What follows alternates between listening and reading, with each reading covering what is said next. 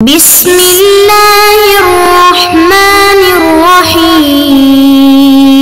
السلام علیکم ورحمۃ اللہ وبرکاتہ۔ عزیز طلباء و طالبات، تقابل ادیان و مذاہب کا سبق نمبر 17 آج ہم پڑھ رہے ہیں۔ اس سبق کا عنوان ہے کثرت پرستی۔ آج کے اس سبق میں ہم یہ پڑھیں گے کہ کثرت پرستی کا کیا مطلب ہے اور اس کے کیا معنی ہوتے ہیں، اس کا کیا مفہوم ہے اور یہ ہندوازم میں کس صورت میں پایا جاتا ہے۔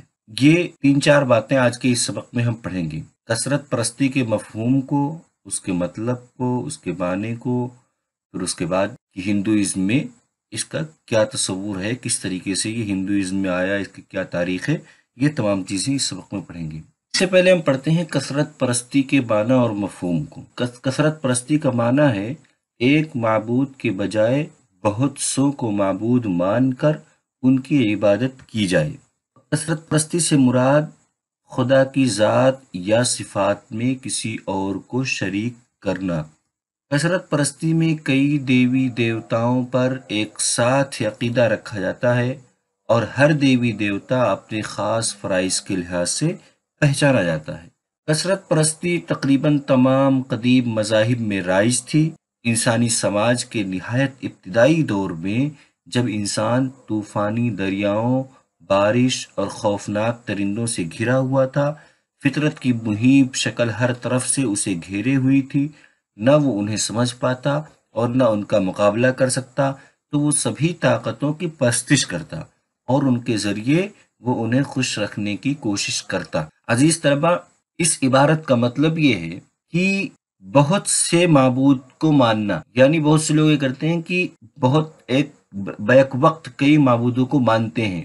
یہ کثرت پرستی کا لفظ عین توحید کی ضد ہے، یہ شرک کے معنی۔ کثرت پرستی میں کئی دیوی دیوتاؤں پر ایک ساتھ عقیدہ رکھا جاتا ہے، یعنی ایسا نہیں ہوتا ہے کہ ہندو دھرم میں اگرچہ کئی دیوتا ہیں تو کچھ لوگ ایک ہی دیوتا کو مانیں اور باقی کو نہ مانیں، ایسا نہیں ہوتا، بلکہ ایک ساتھ کئی عقیدہ۔ اگر کوئی رام کو مانتا ہے تو ساتھ میں کرشن کو بھی مانتا ہے، کوئی گنیش کو مانتا ہے تو ساتھ میں سیتا کو بھی مانتا ہے، یعنی جتنا ان کو مانتا ہے اتنا ہی دوسروں کو بھی مانتا ہے۔ یہ کثرت پرستی میں ہوتا ہے کہ بیک وقت کئی کی پرستش کرتا ہے، کئی دیوی دیوتاؤں کی۔ ایک کثرت پرستی کی تاریخ ہے۔ کثرت پرستی تقریباً تمام جو قدیم مذاہب رہے ہیں، جو مشرک مذاہب رہے ہیں، ان تمام میں کثرت پرستی رائج رہا ہے۔ جیسا کہ ہم اسلام سے قبل کی تاریخ پڑھتے ہیں، جو آپ وسلم کی آمد سے پہلے جو مکے اور عرب کی تاریخ ہے، اس میں بھی کثرت پرستی رائج تھی، اور ہندوستان میں بھی ہندوازم میں کثرت پرستی رائج بہت ہی زیادہ تھی اور اب بھی ہے۔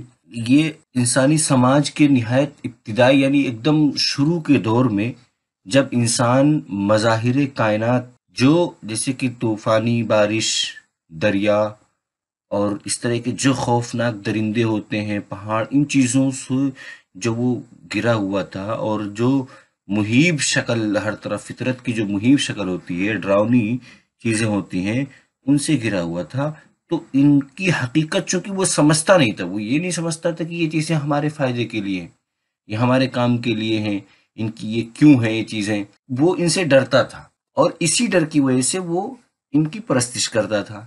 یعنی کہ کثرت پرستی کی تاریخ اس طرح سے شروع ہوتی ہے کہ مظاہر کائنات یا فطرت کی پرستش سے کثرت پرستی کی تاریخ شروع ہے۔ ابتدائی دور میں جب انسان ما فوق الفطری طاقتوں سے واقف ہوا تو کثرت پرستی کی ابتدا ہوئی، یعنی جب یہ جانے لگا پہاڑوں وہاڑوں کو، تو ان چیزوں سے پھر وہ کثرت پرستی کی ابتدا ہوتی ہے۔ کہتے ہیں کثرت پرستی کا مرکز یہ کائنات ہے، چاند، سورج، ستارے، پہاڑ اور دریا وغیرہ کے اطراف قدیم انسان قصے اور کہانیوں کے تانے بانے بنتے رہے ہیں۔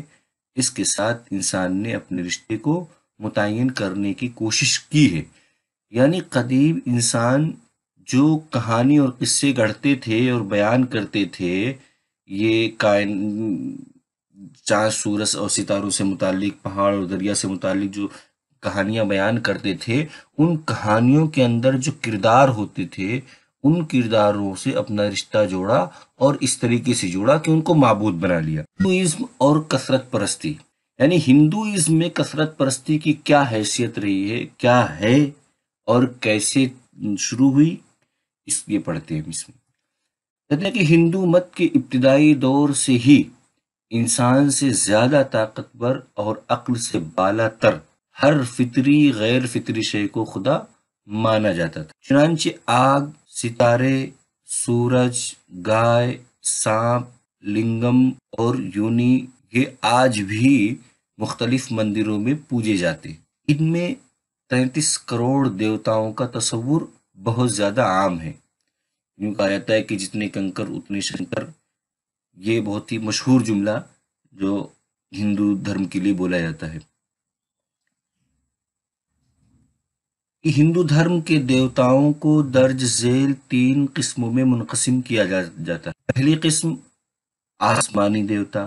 آسمانی دیوتا میں سب سے بڑا دیوتا سور نارائن ہے، یعنی سورج کا دیوتا۔ اور دوسری قسم فضائی دیوتا، ان میں سب سے بڑا اندر یعنی ہوا کا دیوتا اور ورن یعنی بارش کا دیوتا ہے۔ نمبر 3 ارضی دیوتا۔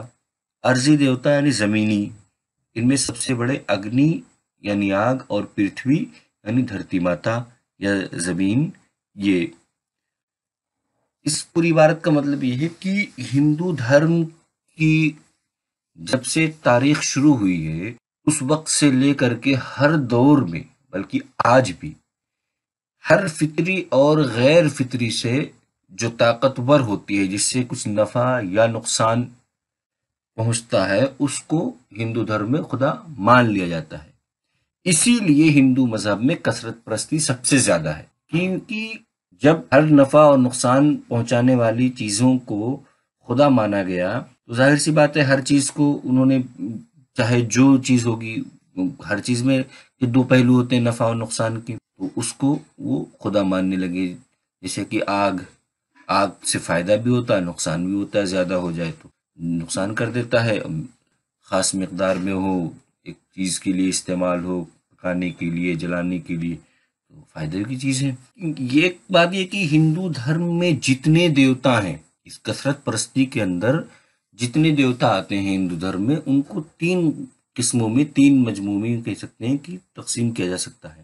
ایک آسمانی، فضائی، ارضی، یہ 3 مرحلے آتے ہیں۔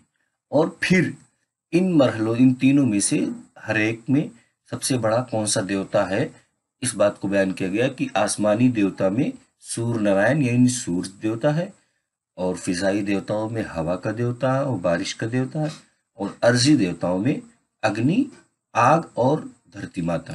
ہندوازم اور دیوتا 700 قبل مسیح تک بہت سے نئے دیوتا اور خدا عوام میں مقبولیت حاصل کر گئے تھے۔ موجودہ ہندو مت میں وہ خدا اور دیوتا جن کی پرستش کی جاتی ہے ان کی تعداد 33 کروڑ تک بتائی جاتی ہے۔ ان میں سورج، چاند، آگ، ہوا، سائیں ہنومان یعنی بندر دیوتا، اندر، کرما، شکتی، کرشن، ورن اور بدھ مشہور ہیں۔ 400 صدی عیسوی تک 33 کروڑ خداؤں کا تصور قائم ہو چکا تھا، لیکن اضافت کا یہ عمل رکا نہیں بلکہ مزید پروان چڑھ کر مقبول ہوتا گیا۔ ہندو دھرم میں اگرچہ بہت سارے دیوی دیوتا رواج پا چکے تھے، لیکن ان 33 کروڑ خداؤں کا تصور بالکل ابتدائی دور میں نہیں تھا۔ یعنی اس پوری عبارت کا مطلب یہ کہ ہندو دھرم میں جو 33 کروڑ کا جو لفظ عام ہوا، وہ ایک دم ایسا نہیں کہ شروع کے ابتدائی دور میں ہی ایک دم 33 کروڑ بن گئے تھے، بلکہ یہ دھیرے دھیرے کر کے،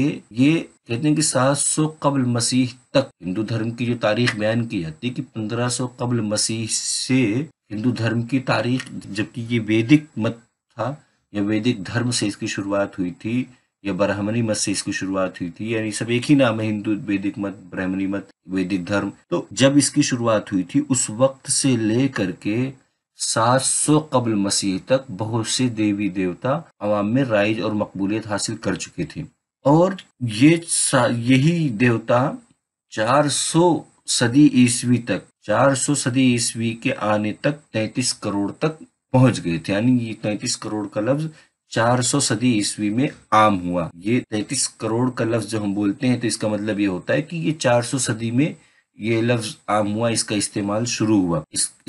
یہ لفظ بہت پہلے ہی ایک دم ایسا نہیں تھا کہ ایک دم شروع دور میں 33 करोड़ खुदा का तस्वुर कायम हो गया था। ये 33 करोड़ खुदा का तस्वुर 400 सदी ईस्वी में कायम हुआ। ये तो थी देवता की बात। अब देवी को सुनते हैं कि हिंदुइज्म में देवी का क्या तस्वुर है। हिंदुइज्म के बेशतर देवताओं की तकमील देवियों से होती है। देवी एक निस्वानी तस्वुर है। देवी माँ का सबसे मशहूर और मकबूल तस्वुर दुर्गा और काली का है। इन देवियों में राम की बीवी सीता, कृष्ण की बीवी महबूबा राधा, ब्रह्मा की बीवी सरस्वती, शिव की बीवी पार्वती, कृष्ण की मलके खास रुक्मणी और इसके अलावा कदीम तहजीबों से तकद्दुस की हामिल रहने वाली देवियां जैसे दुर्गा, गंगा, माया और धूमरती मारूफ हैं। इस साबिका इबारत का मतलब ये था कि देवी जिस तरीके से हिंदुइज्म में देवता का तस्वुर है, इसी तरीके से